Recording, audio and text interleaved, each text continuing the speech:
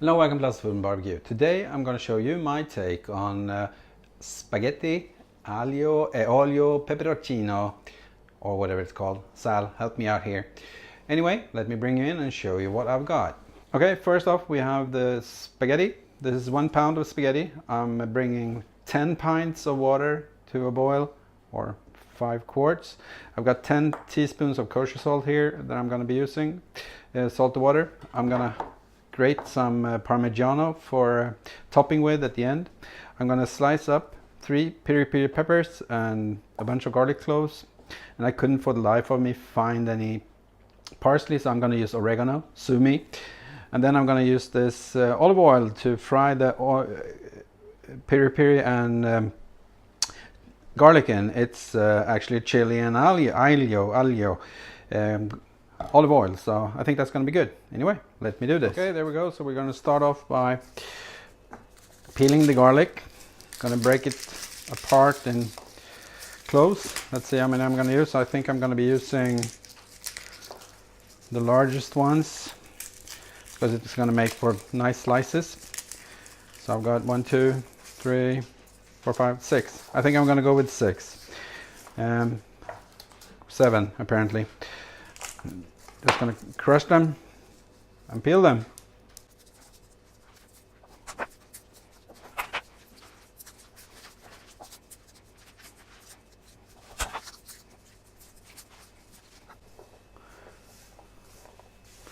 There we go, 8 apparently. And then I'm going to slice them into thin slices.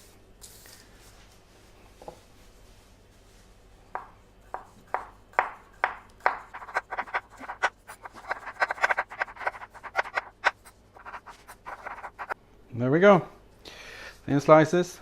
I'm going to do the same with this pepper. Remove that end.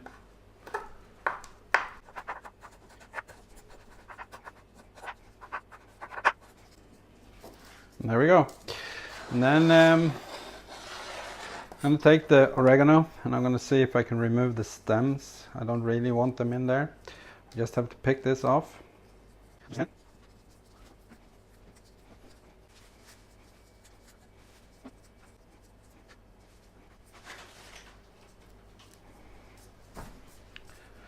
There we go, that's good enough. I'm gonna chop this up finally.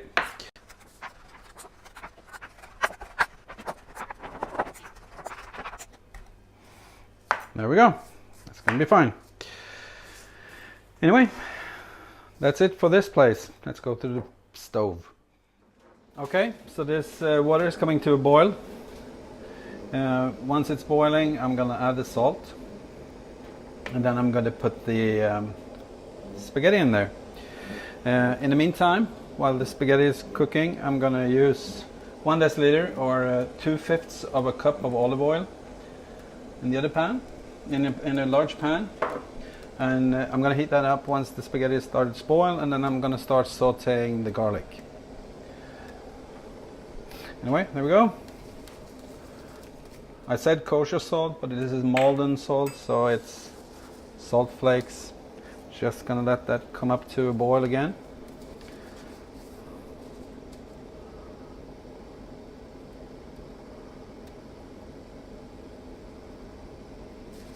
And then give it a stir and drop it in.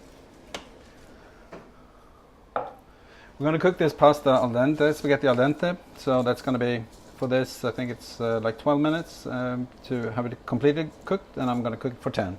Okay, the spaghetti is boiling, and I'm bringing the oil up to temp.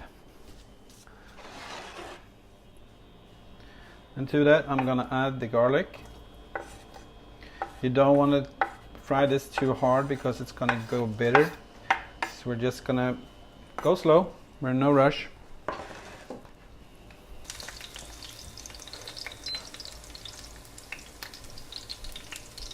So it's time to add the chili to this.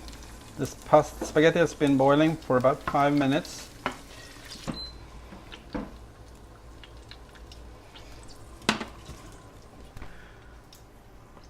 Okay, so the pasta has been drained and it's done, it's al dente.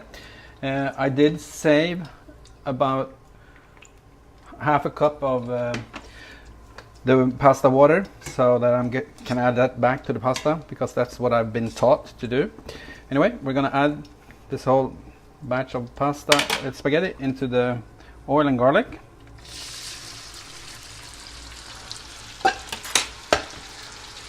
And then we're gonna add a little bit of the pasta water and give this a flip. Incorporate everything with each other.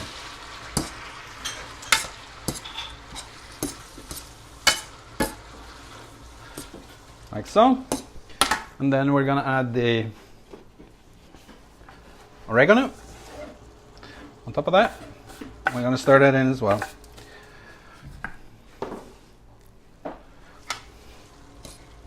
And there we go. Time to plate this.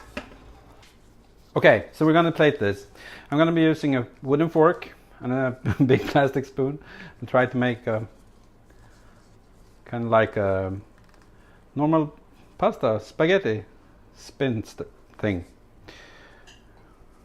Oh, didn't really turn out the way I wanted it to, but I think that looks good enough. And I'm gonna use my 70s cheese grinder. You just put some cheese in there and you use manual labor. Adding a little bit of cheese on top of there. And there we go. Spaghetti, aglio e olio, peperoncino, oregano, made by a Swede in Sweden with nowhere else to go. Anyway, I'll bring in for a taste test. Okay, I want to give a shout out to Richard at Richard in the Kitchen, because I looked at his recipe just before I did this so that I would have an inkling of how it could be made. He did it slightly different, but I'm going to link it to it up in the corner. Anyway, let's try this.